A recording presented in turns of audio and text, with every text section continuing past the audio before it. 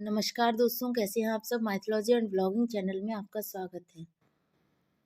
आज मैं अब आपको विश्वामित्र के जीवन परिचय के बारे में बताने जा रही हूँ कि विश्वामित्र किस तरीके से कौशिक से महर्षि विश्वामित्र बने। तो चलिए वीडियो को शुरू करते हैं। युगों पूर्व एक शक्तिशाली एवं प्रिय क्षत्रिय राजा थे कौशिक। यह कुशा नामक राजा के पौत्र थे। राजा कुशा की 4 संतानों में से एक थे कुशानावर, जिन्होंने पुत्र कामेष्ठी यज्ञ द्वारा कधी नामक पुत्र को प्राप्त किया। इन्हीं राजा कधी की संतान थी कौशिक। कौशिक एक महान राजा थे। इनके संरक्षण में प्रजा खुशहाल थी। राजा कौशिक अक्सर ही अपनी प्रजा के बीच जाते थे। एक बार वे अपनी विशाल सेना के साथ जंगल की तरफ गए। रास्ते में महर्षि वशिष्ठ का आश्रम पड़ा। वहां जहां रुककर उन्होंने महर्षि से भेंट की। गुरु वशिष्ठ ने राजा कौशिक का बहुत अच्छा अतिथि सत्कार किया और उनकी विशाल सेना को भरपेट भोजन भी कराया। यह देख राजा कौशिक को बहुत आश्चर्य हुआ कि कैसे एक ब्राह्मण इतनी विशाल सेना को इतने स्वादिष्ट व्यंजन खिला सकता है। उनकी जिज्ञासा शांत करने के लिए उन्होंने गुरु वशिष्ठ से प्रश्न किया कि हे गुरुवर, मैं यह जानने के लिए उत्सुक हूँ कि कैसे आपने मेरी विशाल सेना के लिए इतने प्रकार के स्वादिष्ट भोजन का प्रबंध किया है। तब गुरु वशिष्ठ ने बताया कि हे राजन, मेरे पास मेरी नंदिनी गाय है, जो कि स्वर्ग की कामधेनु गाय की बछड़ी है, जिसे मुझे स्वयं इंद्र ने भेंट किया था। मेरी नंदिनी कई जीवों का भरण पोषण कर सकती है। नंदिनी के बारे में जानकर राजा कौशिक के मन में इच्छा उत्पन्न हुई और उन्होंने कहा कि हे गुरुवर, मुझे अपनी नंदिनी दे दो, चाहे बदले में आप कितना भी धन मुझसे ले लो। गुरु वशिष्ठ ने हाथ जोड़कर निवेदन किया कि हे राजन, नंदिनी मुझे अत्यंत प्रिय है। वो सदा से मेरे साथ रही हैं, मुझसे बातें करती हैं। मैं अपनी नंदिनी का मोल नहीं लगा सकता। वो मेरे लिए अनमोल प्राण प्रिय है। राजा कौशिक इसे अपना अनादर समझते हैं और क्रोध में आकर सेना को आदेश देते हैं कि वो बल के जरिए नंदिनी को गुरु से छीन ले। आदेश पाते ही सैनिक नंदिनी को हाँकने का प्रयास करते हैं, लेकिन नंदिनी एक साधारण गाय नहीं थी। वो अपने पालक गुरु वशिष्ठ से आज्ञा लेकर अपनी योग माया की शक्ति से राजा की विशाल सेना को ध्वस्त कर देती है और राजा को बंदी बनाकर वशिष्ठ के सामने लाकर खड़ा कर देती है।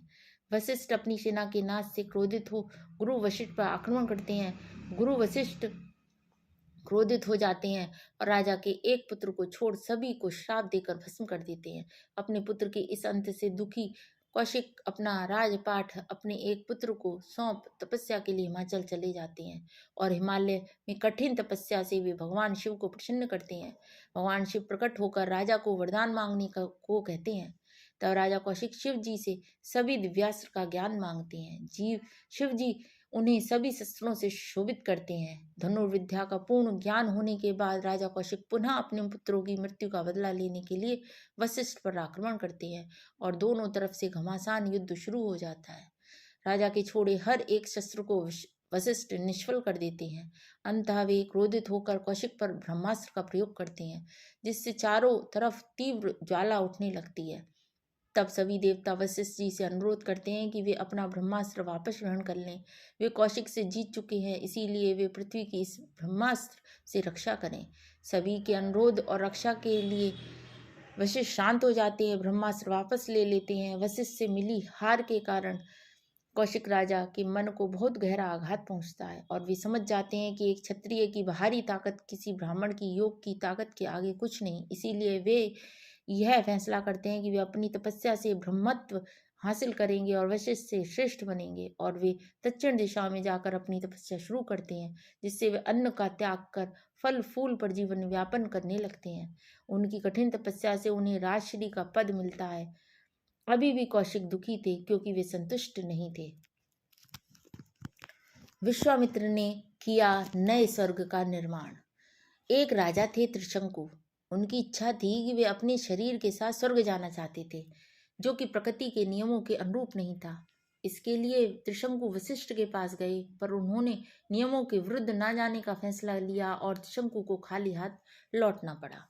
फिर त्रिशंकु वशिष्ठ के पुत्रों के पास गए और अपनी इच्छा बताई। तब पुत्रों ने क्रोधित होकर उन्हें चांडाल हो जाने का श्राप दिया, क्योंकि उन्होंने ने इसे अपने पिता का अपमान समझा। फिर भी त्रिशंकु नहीं माने और विश्वामित्र के पास गए। तब विश्वामित्र ने उन्हें उनकी इच्छा पूरी करने का वचन दिया, जिस हेतु उन्होंने यज्ञ का आयोजन किया और इसके लिए कई ब्राह्मणों को न्योता भेजा, जिनमें वशिष्ठ के पुत्र भी थे।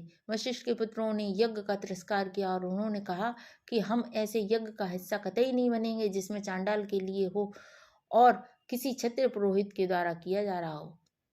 उनके ऐसे वचनों को सुन विश्वामित्र ने उन्हें श्राप दे दिया और वशिष्ठ के पुत्रों की मृत्यु हो गई।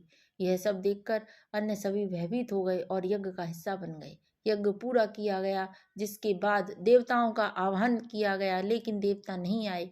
तब विश्वामित्र ने क्रोधित होकर अपने तप के बल पर त्रिशंकु को शरीर के साथ स्वर्गलोक भेजा, लेकिन इंद्र ने उसे यह कहकर वापस कर दिया कि वो शापित है, इसीलिए स्वर्ग में रहने योग्य नहीं है। त्रिशंकु का शरीर बीच में ही रह गया। तब विश्वामित्र ने अपने वचन को पूरा करने के लिए त्रिशंकु के लिए एक नए स्वर्ग का एवं सप्त ऋषि की रचना की।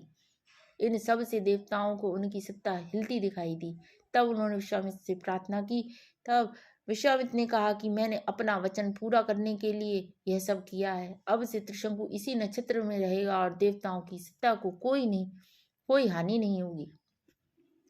इन सब के बाद विश्वामित्र ने फिर से अपनी ब्रह्म ऋषि बनने की इच्छा को पूरा करना चाहा और फिर से तपस्या में लग गए। कठिन से कठिन तप किए, श्वास रोक कर तपस्या की। उनके शरीर का तेज सूर्य से भी ज्यादा प्रज्वलित होने लगा और उनके क्रोध पर भी उन्हें विजय प्राप्त हुई।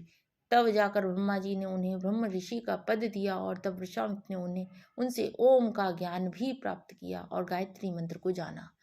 उनके इस कठिन तप के बाद वशिष्ठ ने भी उन्हें आलिंग किया और ब्राह्मण के रूप में स्वीकार किया और तब जाकर इनमें कौशिक से महर्षि विश्वामित्र का नाम प्राप्त हुआ।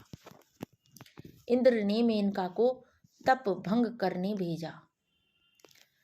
जब विश्वामित्र साधना में लीन थे, तब इंद्र को लगा कि वे आशीर्वाद में इंद्रलोक मांगेंगे, इसीलिए उन्होंने स्वर्ग की अप्सरा को विश्वामित्र की तपस्या भंग करने भेजा। चूंकि मेनका बहुत सुंदर थी, विश्वामित्र जैसा योगी भी उसके सामने हार गया और उसके प्रेम में लीन हो गया। मेनका को भी विश्वामित्र से प्रेम हो गया। दोनों वर्षों तक संग रहे। तब उनकी संतान शकुंतला ने जन्म लिया। लेकिन जब विश्वामित्र को ज्ञात हुआ कि मेनका स्वर्ग की अप्सरा हैं और इंद्र द्वारा भेजी गई हैं, तब विश्वामित्र ने मेनका को श्राप दिया। इन दोनों की पुत्री पृथ्वी पर ही पली बड़ी और बाद में राजा दुष्यंत से उनका विवाह हुआ और दोनों की संतान भरत के नाम पर देश का नाम भारत पड़ा। विश्वामित्र ने शस्त्रों का त्याग कर दिया था, इसीलिए वे स्वयं राक्षसी ताड़का से युद्ध नहीं कर सकते थे। इसीलिए उन्होंने अयोध्या से भगवान राम को जनकपुरी में लाकर ताड़का का वध करवाया। इन्हीं विश्वामित्र के कहने पर भगवान राम ने सीता के स्वयंवर में हिस्सा लिया था।